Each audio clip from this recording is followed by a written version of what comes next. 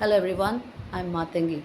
I've spent the last 25 years in corporate life, which means I speak fluent corporate. I don't talk, I align.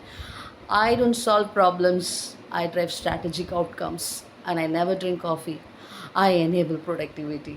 My family has absolutely no idea what I do, but they are convinced every meeting could have been an email. If you ask my colleagues who I am, some will say she's the person who fixes complicated accounts.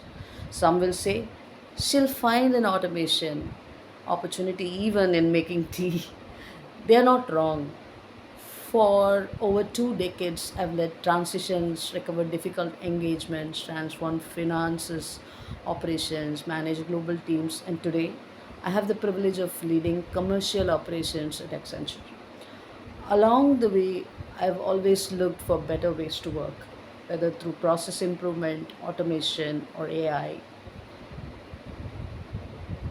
I've always believed every problem has a solution. Then life decided to test that theory. One random day, I was no longer leading a project. I became one.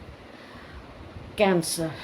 Now, if you're expecting a sad background music, sorry, that's not my style. Because if my cancer journey becomes a Netflix series, even Netflix would have rejected it. They would say, Mathangi, this script has too many plot twists. Nobody will believe this. Episode 1, Cancer. I thought, fine, let's finish this season. Netflix said, relax, we're just getting started. Then came 12 chemotherapy sessions, 4 biopsies, 8 advanced chemotherapy sessions, brain surgery and rehabilitation, learning to walk again, learning to move my shoulder again, learning to trust my body again. Honestly, even my hospital staff started recognizing me. I walked in once and they smiled before I did. At one point, I thought they might name a room after me, but that is where the story becomes interesting. While my doctors were planning a treatment, my Outlook calendar was planning leadership meetings. Cancer clearly forgot one important thing. I had deadlines during these 2 years. I continued leading my work.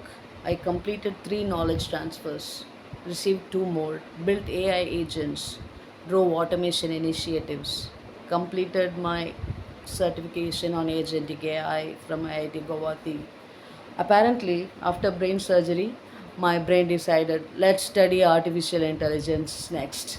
That's probably only brain that came back from surgery asking for homework. People often ask me, how did you do it? The honest answer, I don't know. I just kept showing up.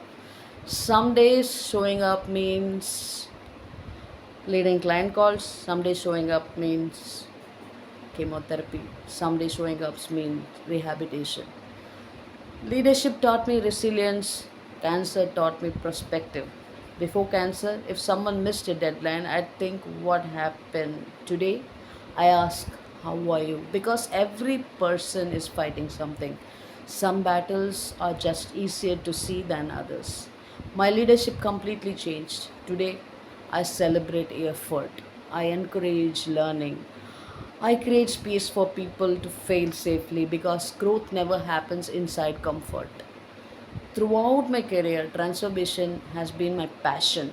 While it whether it was improving process, recovering high risk engagement, introducing automation, or helping teams embrace changes, I have learned that real transformation always starts with people, not technology.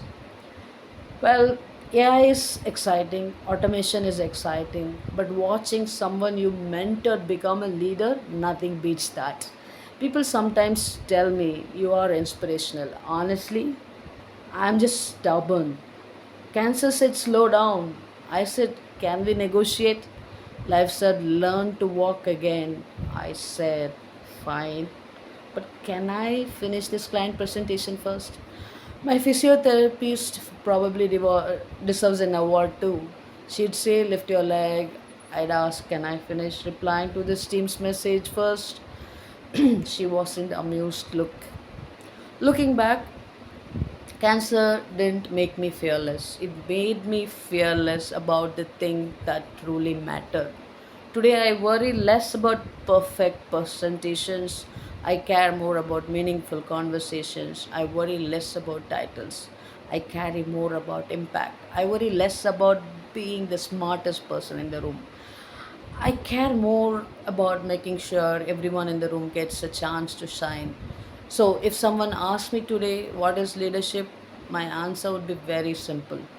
Leadership is giving people confidence when they have none, hope when they needed it, direction when they are lost, and sometimes just reminding them tomorrow is another opportunity.